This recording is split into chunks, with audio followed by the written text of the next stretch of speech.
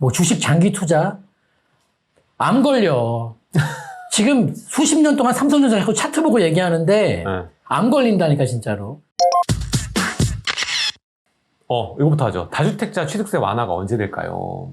이해하시나요? 다주택 취득세 완화. 네. 지금 검토한다고 어저께 이제 행안부에서 다주택자, 그러니까 취득세 중과에 대해서 완화를 검토 중에 있다. 근데 그 뉴스 기사는 국민들에게 발표한 걸까요? 민주당에게 발표한 걸까요? 그렇죠. 저는 이렇게 한 거예요. 그러니까 사람 때릴 때 이렇게 하는 거 있잖아요. 그러니까 이쪽 보고 때리는 거. 말은 여기다 하지만 이렇게 때리는 거. 쪽이 있는데 아무튼 그런 것 같아요. 민주당의 협조 없이는 못 바꾸는 부분이잖아요. 그래서 이제 계속 압박을 가하는 거죠. 그리고 아마 이제 민주당이 바라는 여러 가지 법안 처리가 또 있고, 그리고 이제 지금 이제 또 우리 정부, 국힘에서 바라는 게 있을 텐데, 그 정책 딜이 오갈 때 아마 저거는 주고받고 하는 상황에서, 취득세, 중과세 완화는 충분히 오갈 수 있는 거리다. 그렇게 보고, 지금은 민주당도 체감하고 있을 것 같아요. 저 부분에 대해서 좀 과하다는 것을. 그렇게 생각합니다. 이게 이런 우려도 있어요. 취득세 중과를 없애면 또 투기 수요들이 들어온다. 뭐 이렇게 얘기가 나오고 또 이게 취득세는 지자체들 걷는 그거잖아요. 세금이다 보니까 지자체 금고가 마르게 된다. 그렇게 되면 뭐 이런 얘기를 하더라고요. 근데 왜냐면은 지자체 예산들 중에서 저 취득세 세금이 차지하는 부분이 제가 그때 봤던 통계로 봤을 때 한 3분의 1가량 차지하기 때문에 예산 편성에 저 취득세 수익금이 정말 큰데 이렇게 거래가 안 나오고 취득세도 비싸고 하면은 안 좋죠. 그렇죠. 그러니까 이거 중앙에 의지하게 되잖아요. 우려가 잘못된다니까? 지금 저는 중과세를 풀면 세수가 더 거칠 거다. 저는 이렇게 보거든요. 그러니까 이렇게 하니까 거래 안 하잖아요, 사실. 지금 요즘에 뭐 얘기하고 사고 싶어도 바로 12% 때려 맞으니까 이게 주춤하게 되잖아요. 그래서 지금 우회할 수 있는 방법들이 몇 가지가 있는데 그게 다 우리가 생각하는 아파트고 좋은 거 살 수 있는 없고 다 뭐 다른 방식으로 우회해가지고 취득세를 낮추는 방식밖에는 지금 없기 때문에 제가 봤을 때는 지자체들도 풀어주길 바라고 있을 것 같아요. 풀어줘야 좀 정상적 거래량을 보여주면서 세수가 거치지. 그리고 투자 수요들도 그렇고 지금 금리가 이렇게 올라가는데 마구잡이로 취득세 중과 풀렸다고 다 들어올 것 같아요. 그건 아니지. 다 이제 모멘텀이 있고 성장성이 있으니까는 사람들이 가는 거지. 지금 상황에서도 투자할 사람들은 투자하고 있는데 이게 취득세 중과 완화한다고 해서 뭐 투기 수요가 시장을 뒤엎는다? 이거는 좀 잘못된 생각 같아요. 그리고 저기 금리랑 주택 가격이랑 상관없는 거 아닌가요? 라고 여쭤보셨는데, 그치, 사실 우리가 이제 그동안. 직접적인 관계는 없죠. 약간 통계를 봤을 때 이제 그런데요.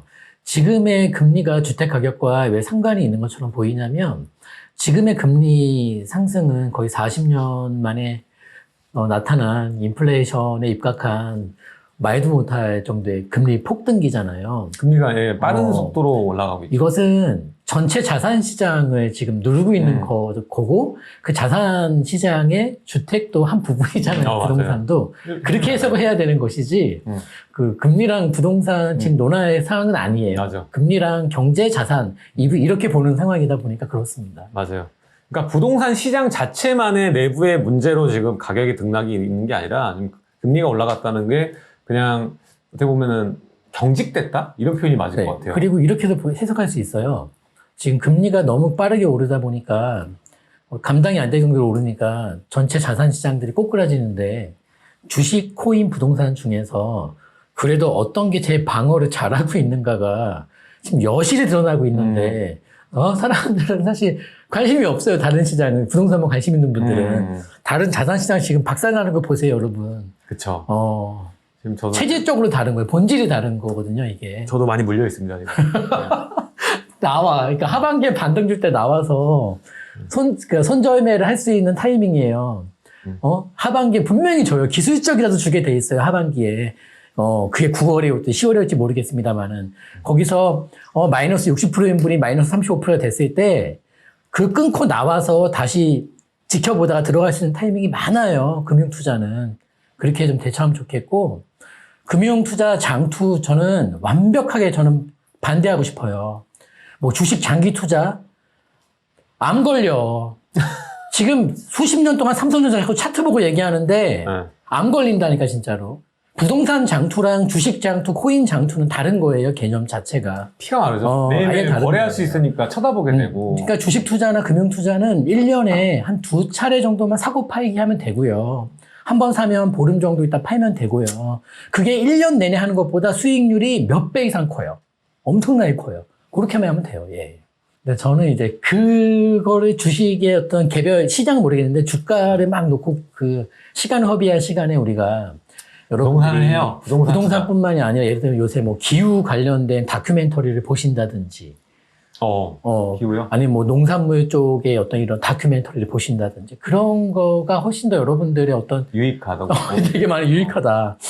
기후는 돈이에요. 기후는 경제고 지금부터는. 저는 그냥 다른 거 말고 부동산 하세요. 부동산 투자하는 게 더. 뭐 4차 산업 책을 보신다든지 그랬으면 좋겠어요. 개인적으로. 예. 부동산 투자가 답이다. 저는 이렇게 봐요. 부동산은 제일 확실해요. 네, 사실. 확실하게 가고. 네. 지금 아직도 뭐 매매가 대비 전세가율 보면은 뭐 위험한 수준 뭐 이런 게 아니기 때문에 저는 괜찮다고 봅니다. 반전세 월세가 증가하고 있고 전세 감소하는 게 좋은 건가요? 아니 좋은 건 아니죠. 근데 지금 금리가 이렇게 급격하게 오르니까 저게 좋아 보이는 것 뿐이지 사실 월세는 제일 크게 내 발목을 잡는 거죠. 임차인의 입장에서. 지금이니까 그렇게 거꾸로 현상이 나오는 것 뿐이지. 월세 내는 게 세입자 입장에서 자산 모아가는데 어려운 어렵죠. 거죠. 어렵죠. 이게 마이너스로 뭐 200씩 만약에 쓴다고 치면은 2년 동안 4천만 원 날아가는 거니까. 지금 단기적으로 벌어진 단편적인 현상이에요. 네, 사실. 그리고 이거는 한 몸체예요. 반전세, 월세, 전세는 누가 증가하고 누가 감소하고 누가 오르고 떨어지고가 문제가 아니라 한 몸체입니다. 한 몸체. 그래서 그게 중요한 게 아니고 이 전반적인 주거비 인상을 막아줄 수 있는 그 정책이 됐던 아니면 물량 공급이 됐던 이 두 가지가 있는가 이거를 체크하고 봐야 된다라는 거예요. 근데 중요한 거는 한 스텝 나가서 보면은 제어할 수 있는 게 없잖아요. 지금 주택 물량 나오기가 어려운 상황이니까 결국에는 피크아웃이에요. 그러니까 주거비가 오를 만큼 오르고 나서 자연적으로 떨어지는 그 순환이 벌어지는 꼭지점을 찾아야 되는 건데 아직 그건 오지 않았고 그 가는 그 시점에 분명히 이제 저는 저가 부동산 시장이 다시 노크를 두드리고 저가 부동산 노크가 시작되면 다시 순환이 한번 돌아갈 수 있는 그 정도는 나오지 않을까. 그리고 아마 오늘 얘기를 좀 이렇게 거시적으로 좀 종합적으로 정리를 해드린다면 저는 두 가지를 말씀드리고 싶은데 하나는 시장을 장기적으로 여러분 긍정적으로 보시길 바라요. 네. 그러니까 지금 우리가 항상 현재 벌어지는 상황이 앞으로도 유지될 거라고 생각하는 거 심리적 관성의 법칙인데 그렇잖아요. 네, 맞아요. 지금 오르면 계속 오를 것 같고 맞아요. 근데 지금 빠지면 계속 빠질 것 같고 그게 아니라 지금 시장은 어찌됐든 종국적인 방향성이라는 게 있어요. 이 중간 과정 하나하나 잔파동 이런 거에 막 이렇게 하시면은 휩쓸려 가요. 휩쓸려 가요. 돈을 벌어도 다 병원비를 쓰게 되실 거예요. 그러니까 시장은 장기적으로 좋게 보셔야 되고 두 번째 지금 자산 가격이 막 내려가잖아요. 코인, 뭐 주식, 그 다음에 부동산. 그래서 왠지 내가 그냥 현금 들고 있는 게 되게 잘한 선택처럼 보여지고 있어요. 단기적으로 봤을 때. 그게 아주 단기적으로만 통하는 전략이라는 거예요. 지금도 사실 화폐 가치는 내려가고 있어요. 화폐 가치가 내려가는 속도보다 자산 가치가 내려가는 속도가 좀 더 빠른 거예요. 지금 현재 상황. 거품이 내려가는 속도가. 하지만 결국에는 화폐 가치가 더 빠르게 내려가게 되어 있죠. 그리고 그 기점을 달러를 전 세계적으로 봤을 때 다시 찍어내게 되는. 그리고 아까 제가 국제무지구에서도 외국 배불러주지 말자라고 얘기했습니다만은, 결국에 전 세계, 그러니까 한국을 비롯한 모든 나라에서, 세계 모든 국가에서 큰 개발과 발전을 이룩하기 위해서는 항상 존재하는 필수 전제가 달러 유입이에요. 달러의 유입 없이 발전한 나라 한 나라도 없어요. 맞아요. 그래서 결국 달러는 다시 찍어내게 되어 있어요. 그러니까 그렇게 보시면 좋겠어요. 이게 지금부터 내년도까지 달러를 다시 찍어내 다오라는 명분을 미국이 만들어 갈 거예요. 저 그렇게 봐요. 24년도부터 다시 찍어낼 거예요. 그렇죠. 이제 이게 인플레이션도 이제 금리 정책으로 해서 나중에 이제 잡는 게 시간차가 있잖아요. 근데 이게 잡히는 그러니까 물가 상승률 자체가 어느 정도 낮아지게 되면은 그 또 후폭풍으로 이제 경기의 침체가 이제 포착이 될 거예요. 징후가 포착이 되니까. 이게 같은 속도로 제어가 되면 모르겠는데 이제 경기 침체랑 이 물가 상승이랑 같이 맞물리잖아요. 그래서 어느 하나를 할지를 모르는 상황인데 결국에는 지금은 물가 안정을 먼저로 우선순위를 잡았기 때문에 결국에는 어느 정도 지표만 내려면 굉장히 급하게 또 금리를 낮추는 식으로 갈 거예요. 그대로 두는 게 아니라 낮추는 식으로 갈 거예요. 그래서 봤으면 좋겠습니다. 예. 모아타운을 찾는 방법은 발품밖에 없을까요? 라고 하셨는데 모아타운. 그러니까 저희 그거 여쭤보신 것 같은데요. 지정된 게 아니라 모아타운의 될 만한 자리를 찾는 방법을 여쭤보신 것 같은데요. 요즘 보면은 신속통합이든 모아타운이든 주민들이 뭔가 응모라는 동의서를 걷는 그런 행위를 하려고 하는 곳, 또 하고 있는 곳들이 인터넷 서칭으로 잘 안 나오거든요. 사실 저희도 발품에 많이 의존하고 있어요. 맞아. 저희도 다 직접 가보고 그래서 있고. 그 발품 팔고, 그걸 또 이제 지도에 표시하고 기록해놓고, 이러고 있는데, 발품이 되게 중요하다. 정말 덥잖아요. 아니, 저거 안 하시려고 하면은, 저는 발품 더워서 그래. 덥고, 한 번에 좀 알고 싶은 거죠. 그런 거죠. 앉아서. 네. 발품을 팔아야 되고요. 일단은 지금 앱들을 약간 초반에 이용할 수 있어요. 이제 요즘에는 노후도를 체크할 수 있는 것도 있고, 또 그것도 유료 결제하면은 구역계 영역도 그리면서 조합원 수가 몇 명인지 이렇게 예상할 수 있거든요. 자기 마음대로 그려가지고 자기가 조합장이 될 수 있어요. 추진위원장이 될 수 있어. 저희는 사실 그 앱을 자체적으로 좀 만들고 있잖아요. 이미 쓰고 있어요. 공개는 안 했어요, 세상에. 저한테 공개하세요. 그래서 자체적으로. 나 유료 결제하고 있단 말이야. 나는 그냥 공짜로 해줘야지. 그것도 좋아. 그거 괜찮아. 그거 쓰면 돼요. 잘 만들었더라고. 그거 쓰면 돼요. 안 돼. 왜? 한번 구경 좀 해보자. 진짜. 항상 이렇게. 어쨌든, 그거 본 다음에 가서 분위기 보면 대충 답 나오거든요. 이렇게 보시면 되고, 지금 사업들이 지금 정비사업 방식이 지금 되게 많잖아요. 뭐 역세권 도시정비용 재개발. 너무 많지. 한 10가지 돼요. 진짜 많이. 한 10가지 돼요. 그래서 저는 거기서 이 모아타운도 중요하지만 역세권을 좀 기반으로 할 수 있는지도 좀 봤으면 좋겠어요. 이게 그러니까 확실하게 이게 지금 선정되는 것도 후보지 선정이잖아요. 그러니까 끝까지 추진됐지 안 됐지는 아무도 모른단 말이지. 근데 끝까지 추진이 안 돼도 일단은 동의서를 거두면 오르죠. 거기 후보지가 되면은 그 탑건 비행기처럼 이렇게 마하 10으로 수직으로 올라가는데요. 쉽지.